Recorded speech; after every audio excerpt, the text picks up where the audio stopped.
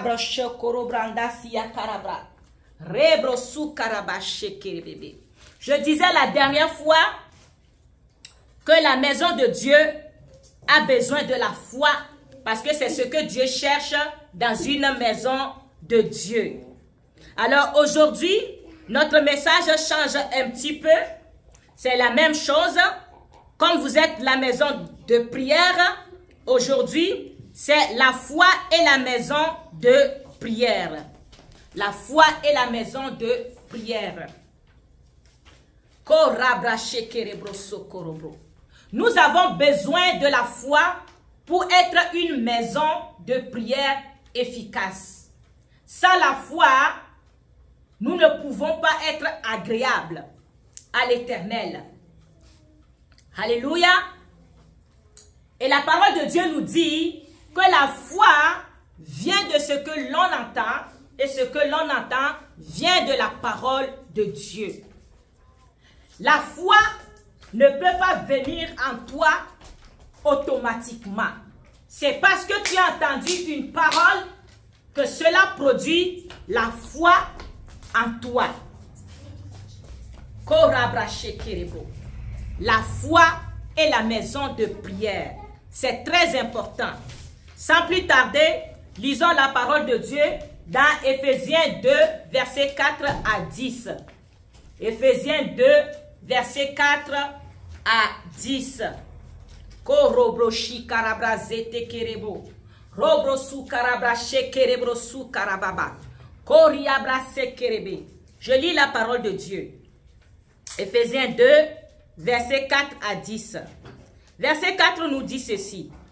Mais Dieu, qui est riche en miséricorde, à cause du grand amour dont il nous a aimés, nous qui étions morts par nos offenses, nous a rendus à la vie avec Christ.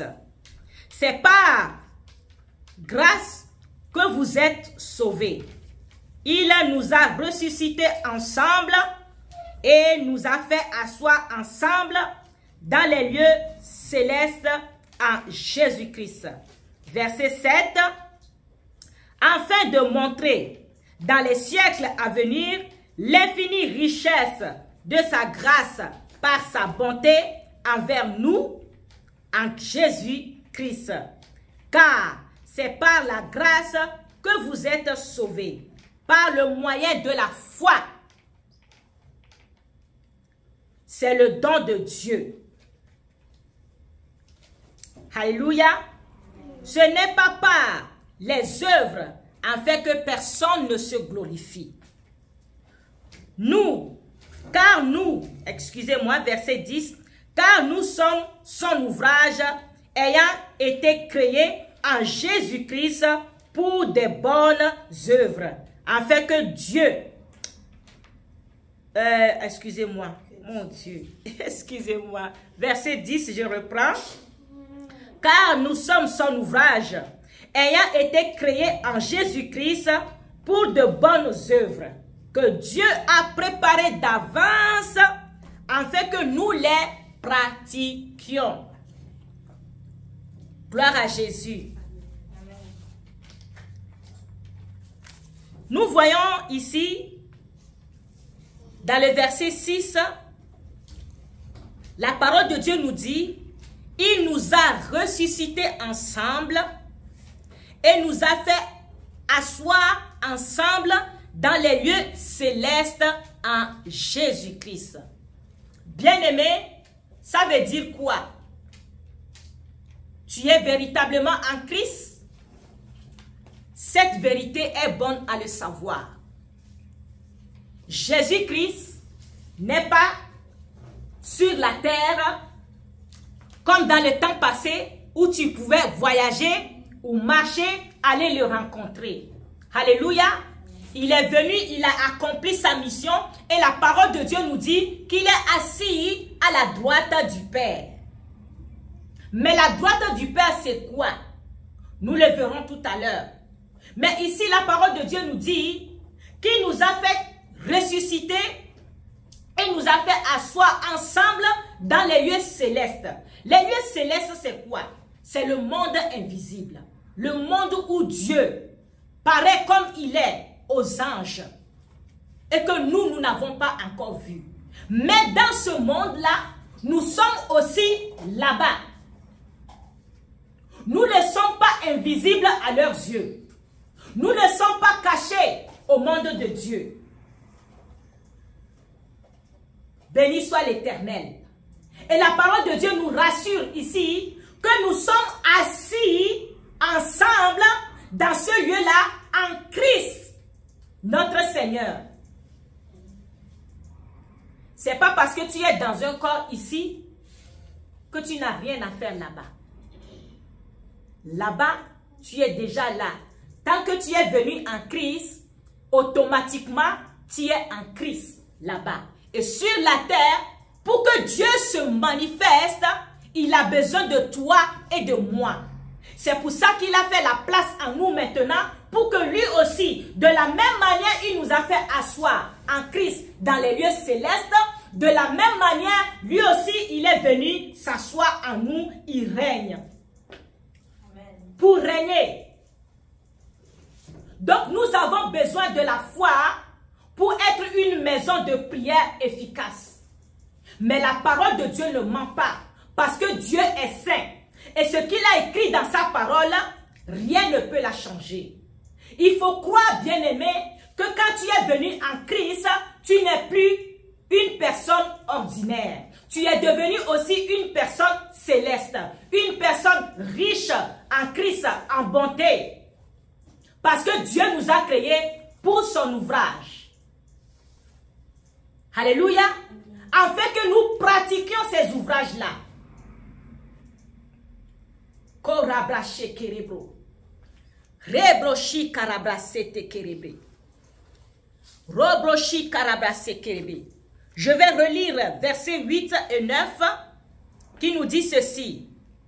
Car c'est par la grâce que vous êtes sauvés, par le moyen de la foi. Bien-aimé, si tu ne crois pas que tu es véritablement sauvé, c'est compliqué. Chaque personne est sauvée par la foi. C'est parce que tu as cru en Christ que tu es sauvé. Et la parole de Dieu nous dit ici que nous ne sommes pas sauvés par nos propres œuvres, mais nous sommes sauvés par le moyen de la foi. Ce n'est pas parce que je suis gentil que je suis sauvé. Ce n'est pas parce que je fais du bien que je suis sauvé. Mais je suis sauvé parce que j'ai cru en Christ. J'ai cru en Dieu. J'ai cru à cette grâce-là qu'il nous a fait. C'est pour cela que nous sommes sauvés. C'est très important de savoir ta position avant d'être une maison de prière. C'est bon de savoir que tu es véritablement sauvé et que tu es en Christ dans les lieux célestes et Christ est en toi sur la terre.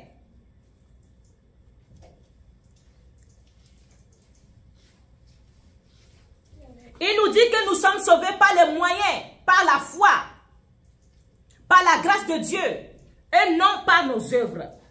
Ce n'est pas par nos œuvres que nous sommes sauvés. Parce que personne ne peut faire le bien comme il faut aux yeux de Dieu. Mais nous pouvons faire du bien aux yeux de Dieu selon comment est-ce que lui, il a prédit ou il a prévu que nous le fassions. C'est quand tu fais le bien comme Dieu l'a prévu que tu es véritablement juste. Que tu es véritablement une maison de prière. Alléluia. Et comme Dieu nous a fait toujours à son image et à sa ressemblance, bien-aimés, il nous a donné les yeux, le nez, la bouche. Nous sommes fonctionnels comme Dieu lui-même. Nous pouvons agir comme Dieu lui-même. Alléluia.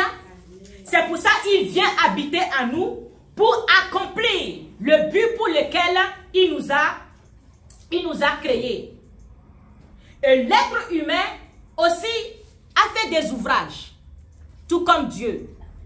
Mais quelle sorte d'ouvrage l'homme a fait? L'homme essaie toujours de faire comme Dieu, mais dans le sens inverse. Parce que l'ennemi a aveuglé le monde. Alléluia. Les ouvrages des hommes, j'ai pris un exemple. Les statues. L'être humain crée des statues, fabrique des statues pour l'adorer. N'est-ce pas? Mais Dieu, dans sa souveraineté, lui, il a pensé aussi faire des dieux comme nous, pour que nous agissions sur la terre, pour que nous régnions sur la terre. Mais l'homme perdu va maintenant faire des ouvrages comme des statues. J'ai pris une statue, des statues que je vais vous montrer ici. Ça, je vais dire, c'est Adam et Ève, hein, ils sont collés. Hein.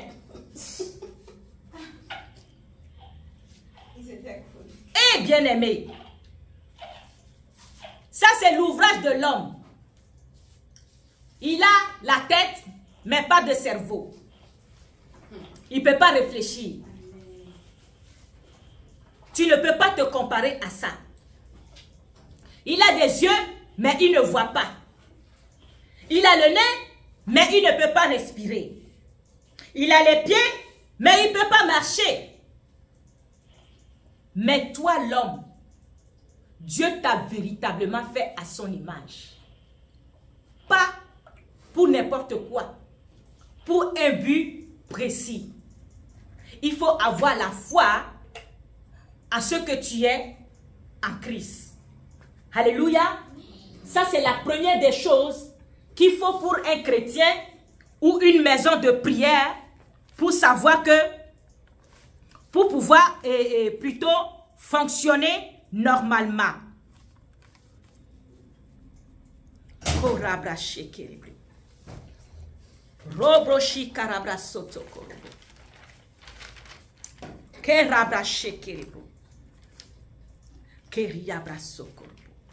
Nous allons voir maintenant une bonne maison de prière.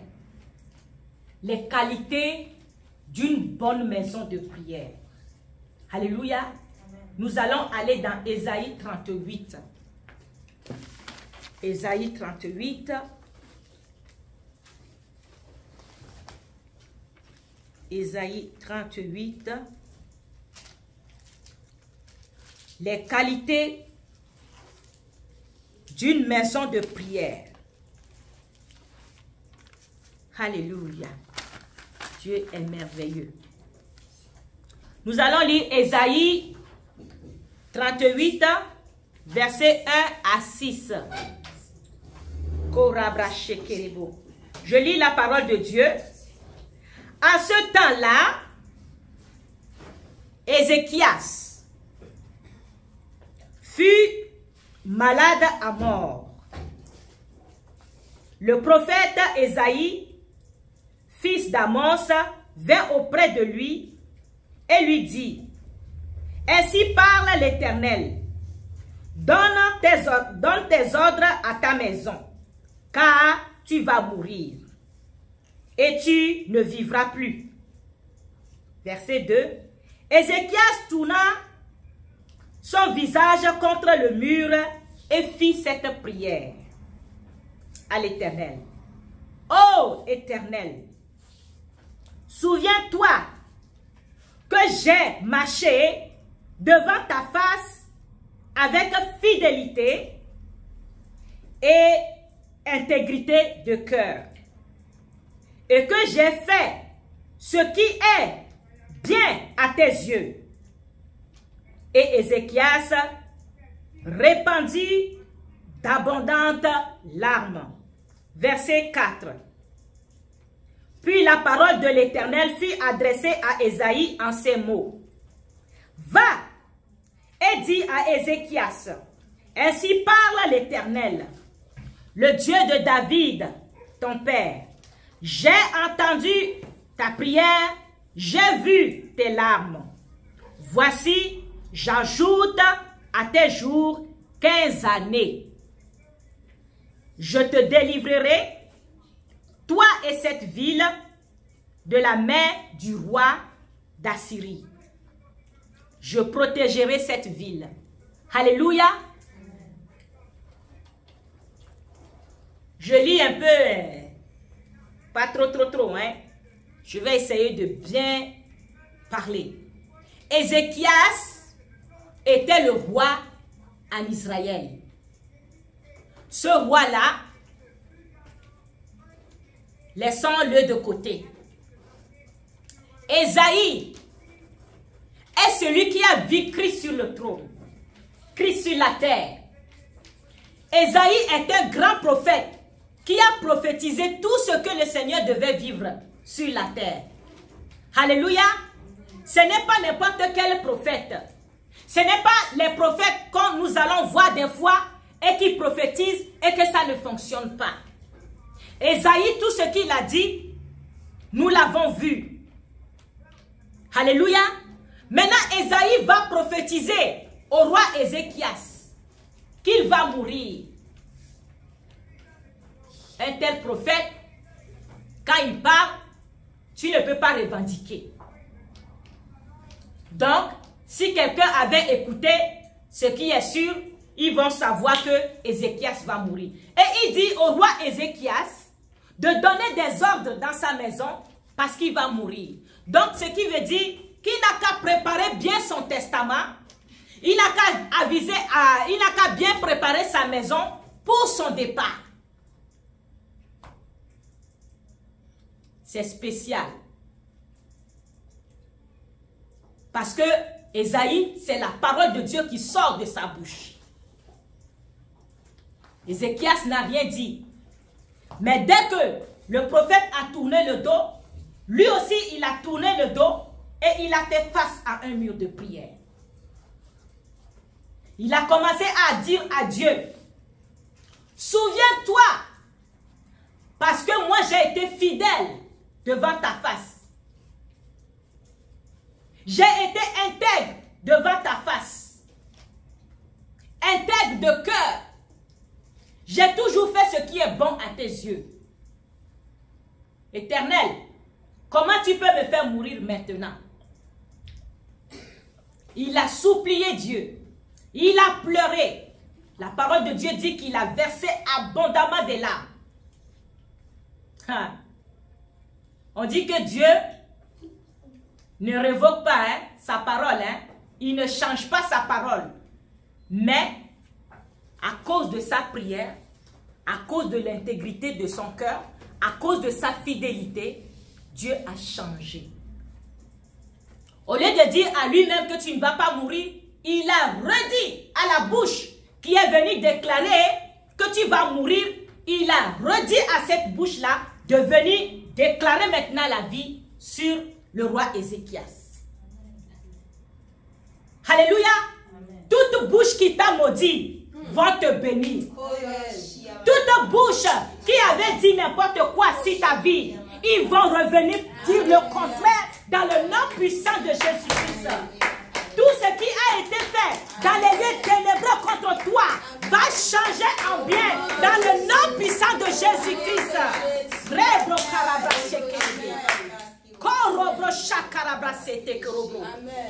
Alléluia. Maintenant, Ésaïe vient et il dit, Dieu te donne 15 années de plus. Alléluia. Mais il faut être quelqu'un qui reconnaît le cœur de Dieu aussi pour dire à Dieu, j'ai été fidèle. Alléluia. La qualité d'une maison de prière, la fidélité. Il faut savoir que tu es fidèle ou tu n'es pas fidèle. Il faut savoir le reconnaître. Alléluia. Il faut savoir si ton cœur est vraiment intègre à Dieu. Et cet homme-là a eu l'audace de dire à Dieu, j'ai marché selon ton cœur. J'ai marché selon ta volonté. Amen. Fais quelque chose. Une maison de prière doit reconnaître qu'il a fait du bien ou du mal. Une maison de prière ne doit pas rester dans le doute. Une maison de prière doit savoir qui il est. Amen. Ézéchias savait qui il était. Quand vous lisez l'histoire d'Ézéchias, ce n'était pas un homme de guerre. Nous avons vu plusieurs rois. C'était un homme qui aimait Dieu. Il a aimé Dieu de tout son cœur. Alors Dieu a fait tous les combats à sa place. Dans le temps d'Ézéchias, la guerre qui devait avoir lieu, le combat qui devait avoir lieu, Dieu a envoyé un ange. Quand le roi d'Assyrie les menaçait, Dieu a envoyé un ange. Au milieu de la nuit, où tous les camps de l'ennemi étaient en train de dormir, l'ange est venu les donner tous la mort. Quand l'ennemi s'est réveillé, il a vu que tous les gens étaient morts autour de lui. Il est parti. Quand tu marches intègrement devant le Seigneur, c'est lui qui combat tes ennemis. Et la parole de Dieu est claire là-dessus. Avec Dieu, nous ferons des exploits et il écrasera nos ennemis. Amen. Alléluia. Amen. C'est ton cas. Amen. C'est notre cas. C'est mon cas. Amen. Avec Dieu, nous ferons des exploits. Amen. Et il écrasera nos ennemis. Amen. Et c'est toi aussi qui m'écoutes sur Internet. C'est ton cas à toi aussi. Dans le nom puissant de Jésus-Christ. Nous allons voir sur quoi Ézéchias s'est appuyé pour dire qu'il est fidèle et intègre de cœur devant le Seigneur. Alléluia. Et ça, la parole de Dieu nous le dit dans 2 Rois 18. 2 Rois 18. Korabra shekerebro sutarabra. Korobro shikerebro zita karabra sekerebe. 2 Rois 18, verset 1 à 5. 2 Rois 18, verset 1 à 5. Je lis la parole de Dieu. La 3e année d'Osée, fils d'Éla, roi d'Israël, Ézéchias, fils d'Akaz, roi de Juda, régna. Il avait 25 ans lorsqu'il devint roi et il régna 29 ans à Jérusalem. Sa mère s'appelait Abi, fils de Zacharie. S'il vous plaît, les enfants, du silence. Verset 3. Il fit ce qui est droit aux yeux de Dieu, entièrement comme avait fait David son père. Verset 4 nous dit, il fit disparaître les hauts lieux, brisa les statues, abattit les idoles et mit en pièces le serpent d'airain que Moïse avait fait, car les enfants d'Israël avaient jusqu'alors brûlé des parfums devant lui. On l'appela Neusta. Verset 5. Il mit sa confiance en l'Éternel et Dieu d'Israël, le Dieu d'Israël, et parmi tous les rois de Juda qui vinrent après lui ou qui le précédèrent, il n'y a point eu de semblable à lui. Alléluia. Regardez le caractère du roi Ézéchias. Tous les hauts lieux en Israël, là où, en Juda plutôt, partout où il y avait des idoles, il a tout détruit. Il a détruit tout pour diriger les gens vers le véritable Dieu. Les statues, il a tout mis en pièces. Parce que le peuple d'Israël était à nouveau retombé dans le péché. Ils ont tourné le dos à Dieu.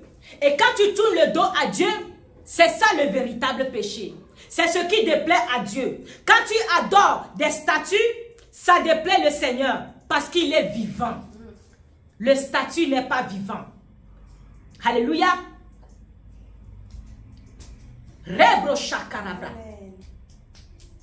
Une maison de prière. Est-ce qu'aujourd'hui, tu pries Jésus? Demain, tu pries l'argent? Après-demain, tu vas voir un féticheur? après-demain, tu vas où? Comment ta vie de prière est? Est-ce que tu es fidèle à Dieu le Tout-Puissant? Est-ce que tu es fidèle à Jésus-Christ dont tu as donné ta vie? Nombreux sont des chrétiens qui viennent à l'église, qui sortent encore et vont voir les féticheurs parce qu'il n'est pas satisfait. Alléluia. Mais, bien-aimé, ne sois pas découragé. Aujourd'hui, si tu entends cette parole, répands-toi seulement et sois fidèle à Dieu. Et tu verras les miracles dans ta vie. Tu verras la gloire de Dieu se manifester dans ta vie. Ne marchons pas de gauche à droite sans savoir qu'est-ce que nous voulons exactement. Notre Dieu est fidèle. Plus fidèle que lui, ça n'existe pas. Ni dans les cieux, ni sur la terre, ni sous la terre, ni dans les eaux. Dieu seul est fidèle. Et il sait pour quel but il t'a créé. Et le but pour lequel il t'a créé, il va le faire. Si tu es fidèle. Alléluia. Il va le faire.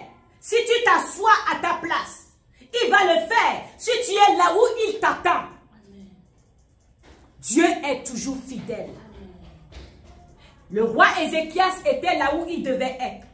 Cette maladie devait l'emporter. Si au moins on n'avait pas prophétisé, ça aurait été correct. Il allait mourir, on allait dire bon, il est mort de cette maladie. Mais on lui a prophétisé. Donc il sait que cette parole vient de Dieu.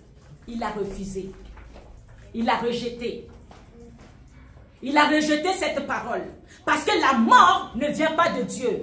Il a refusé. Il faut refuser la mort dans ta vie. Quelqu'un qui a des statues, qui l'adore, c'est des démons qui répondent à la place.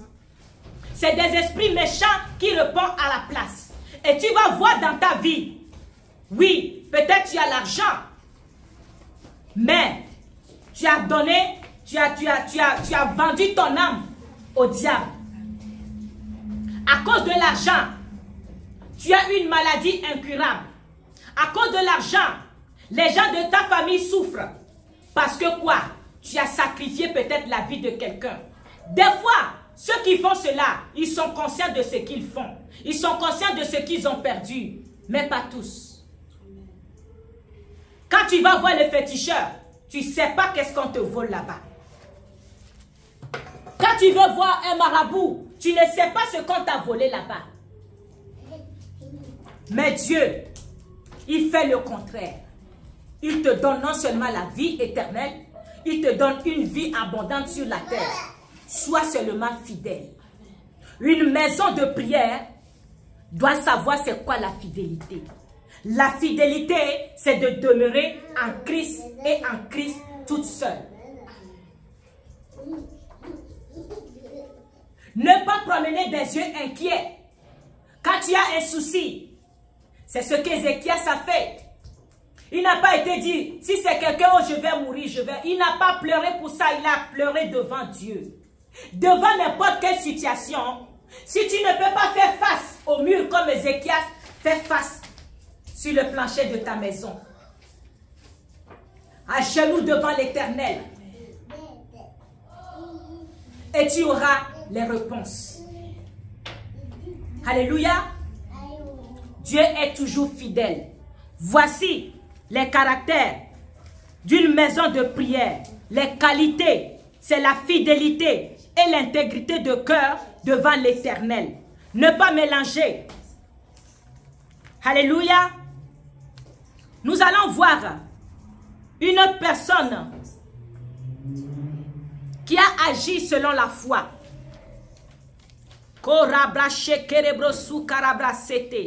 Allons-y dans Marc 7, verset 24 à 30.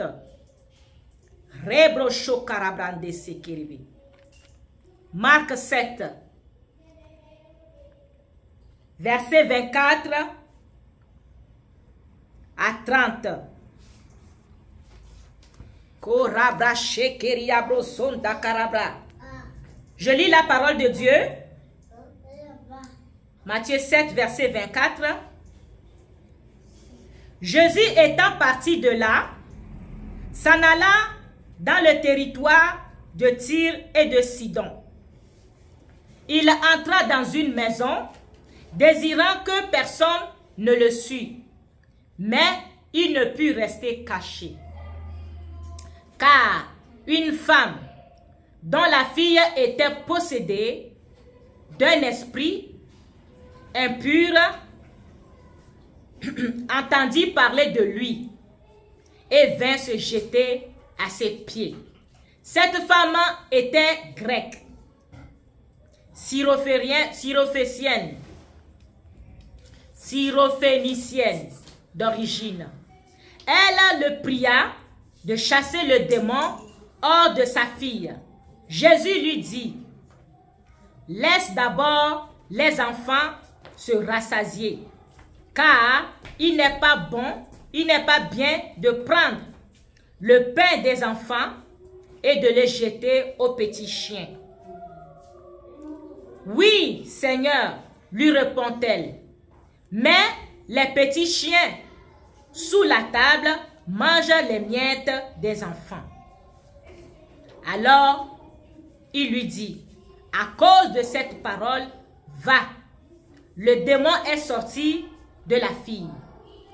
Et quand elle rentra dans sa maison, elle trouva l'enfant couché sur le lit, le démon étant sorti.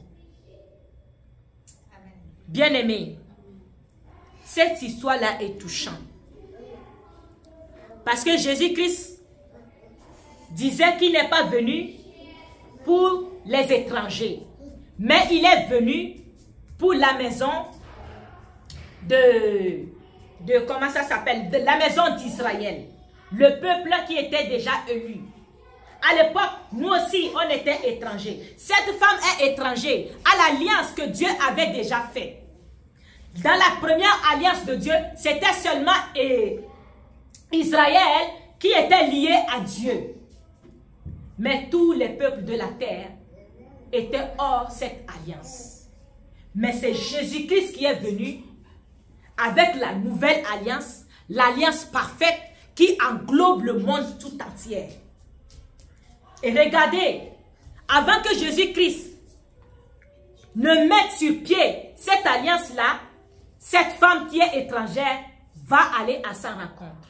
Parce qu'il a entendu parler de Jésus-Christ. Il a entendu les merveilles que le Seigneur fait. Certainement, elle est d'abord allée voir un marabout, un sorcier, le vaudou. Elle s'est promenée partout parce que sa fille était possédée d'un démon. Et tout le monde le sait. Avant que nous recevons la parole de Dieu, on était tous dans ces choses-là, dans ces pratiques.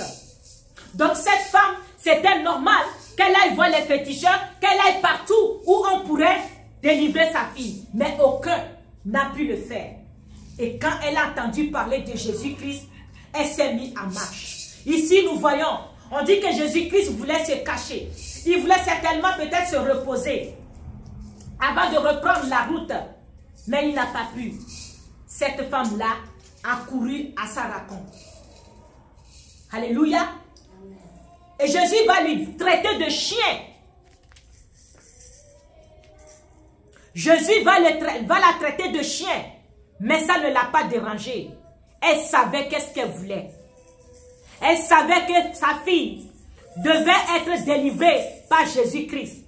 Elle était consciente qu'en dehors de Jésus-Christ, sa fille ne pouvait pas être délivrée. Bien-aimé, la même parole est écrite dans Matthieu. Quand tu le lis là-bas, Jésus-Christ le dit, « Va, ta foi est grande. » La foi est primordiale dans la maison de prière. Et savoir la fidélité, savoir être fidèle, ces deux choses sont très importantes. Cette femme-là va répondre à Jésus-Christ. Tu peux me traiter de chien, tu peux me traiter de tout ce que tu veux.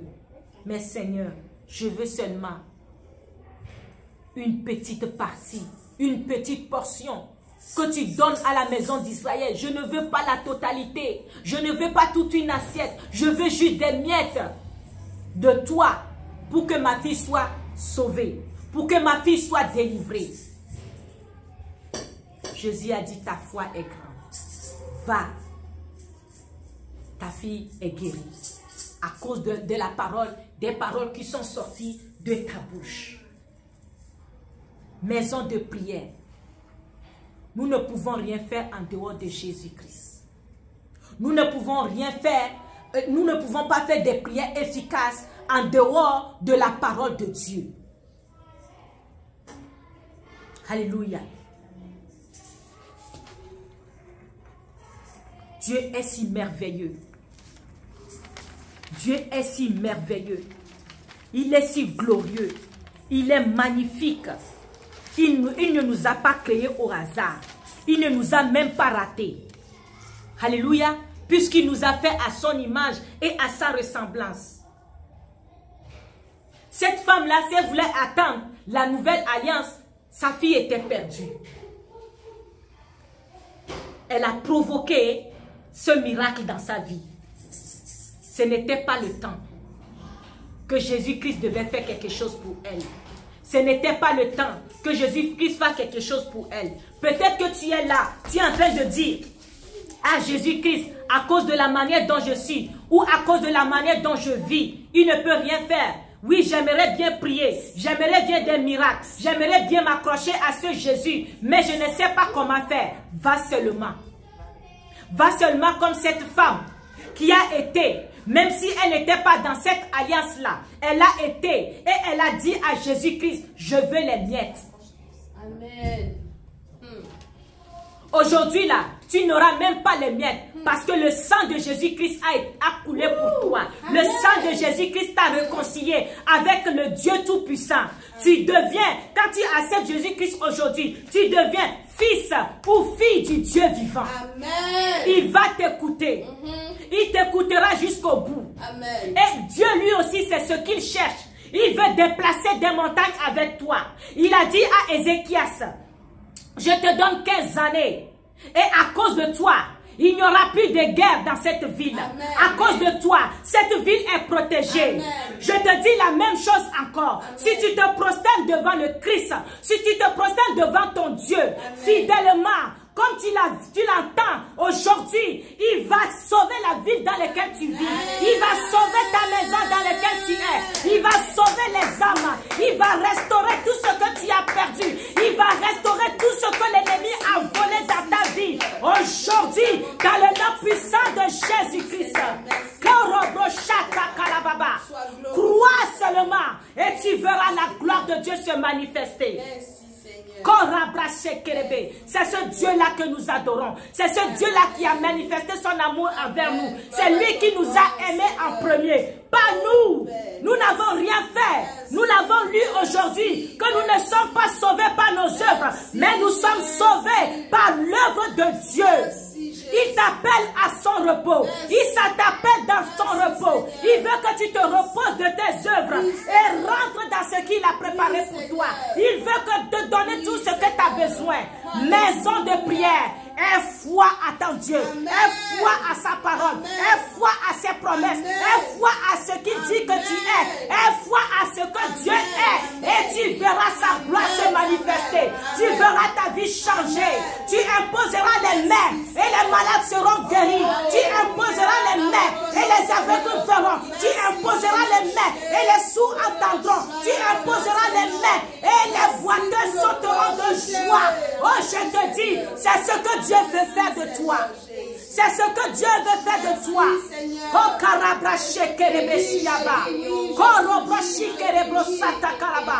à cause de toi, Dieu change l'atmosphère dans laquelle tu vis. À cause de toi, Dieu change tout autour de toi. À cause de toi, oh bien-aimé, Dieu va faire des miracles, des prodiges. Alléluia. Maison de prière. Aie confiance à Dieu. Tourne le dos. Merci. Tourne le dos aux idoles. Amen. Tourne le dos à ta tradition. Amen. Tourne le dos aux cultures de ton pays. Amen. Tourne le dos à tout cela. Parce qu'aujourd'hui, ta culture, c'est la culture de Jésus-Christ. Amen. Ta maison, c'est la maison de Jésus-Christ. Alléluia. Amen. Alléluia. La dernière fois, nous avons lu dans Apocalypse 3, versets 20 à 22, où Jésus-Christ dit, je cogne à la porte. Si tu entends ma voix et tu ouvres la porte, j'entrerai et je souperai avec toi et toi avec moi. Amen. Alléluia. Et il a dit, je te ferai asseoir sur mon trône. Le trône que Dieu m'a donné, quand tu vaincras, je te ferai asseoir. Si tu vins, je te ferai asseoir sur mon trône. Alléluia. Amen. Dieu, Jésus-Christ à la droite du Père, c'est sur le trône de Dieu. Ce n'est nulle part. La droite dont on parle, il n'y a pas cette droite-là. Et on parle de la position que Jésus-Christ a eue devant l'Éternel. Il est assis sur le trône. Et toi en lui aussi tu es assis sur le trône. Tu peux commander et tout change autour de toi. Tu peux parler et tout change autour de toi. Parce que tu es dans les lieux célestes avec le Christ. Amen. Et c'est ça la vérité. Amen. C'est ça la vérité. Et suis tes larmes. Amen. Et avance. À partir d'aujourd'hui, les larmes qui doivent couler de toi, soient les larmes de joie. Amen. Parce que Dieu t'a aimé en premier. Amen. Et il t'a établi. Il t'a choisi. Il t'a nettoyé. Amen. Alléluia. Ce qui empêche souvent les gens, c'est le péché. Ça t'empêche d'aller. Mais j'ai dit et je le répéterai, que le péché ne t'empêche pas d'aller devant l'Éternel. Va et demande pardon et continue. Car Christ a dit, l'Église est le corps du Christ. L'Église est le corps du Christ. Amen. Si ma main est sale, c'est moi-même qui va les nettoyer. Amen. Si tu es le bras de Jésus, c'est Jésus qui va les nettoyer. Si tu es ses pieds, ses jambes, si tu es sale, c'est lui-même qui va les nettoyer. Car il est la tête de l'église. C'est lui qui a pensé à comment est-ce que son église doit être. Et lui, il a pensé dans sa préscience que son église doit être déclarée juste. Son église, je vais le justifier. Peu importe qu'est-ce qu'il fera. Quand mon sang est coulé, quand mon sang est versé pour tout nettoyer. Une fois pour de bon. Amen. Et son sang est toujours prêt. Tous les jours. Amen. Il y a certaines qui m'enfont tout le temps dans la même histoire du péché. Pourtant, Dieu dit, quand je te pardonne, j'oublie. Imagine, c'est son corps. Quand il a lavé, est-ce qu'il voit encore ces taches-là? Il ne le voit plus. Il a oublié. Dieu a passé à autre chose. Passe à autre chose avec ton Dieu. Tu es une maison de prière. Amen. Ne blague plus avec ta vie. Ne blague plus avec la voix de l'ennemi. Ne l'écoute pas, mais écoute ce que Dieu te dit. Tu es une maison de prière.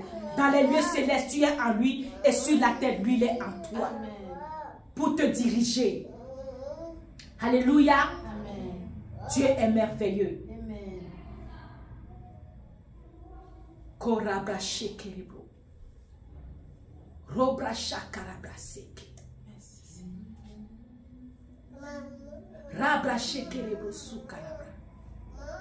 L'apôtre Jean a eu la révélation sur la nouvelle Jérusalem. Il dit la nouvelle Jérusalem. Il a observé, il a regardé de gauche à droite. Il ne voyait pas de temple.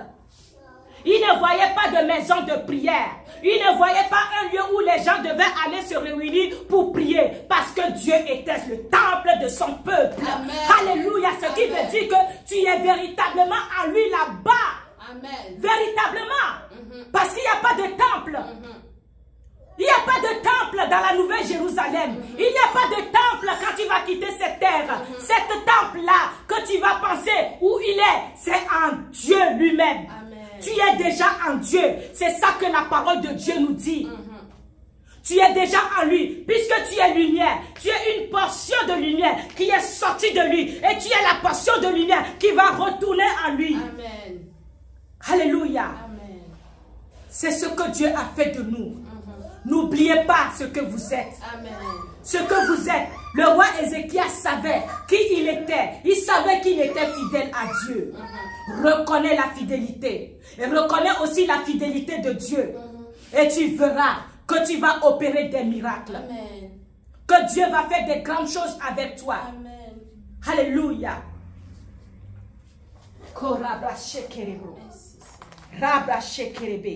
Il est le roi des rois. Il est le Seigneur des seigneurs. Son nom est Jésus. Jésus, Jésus, Jésus. Oh.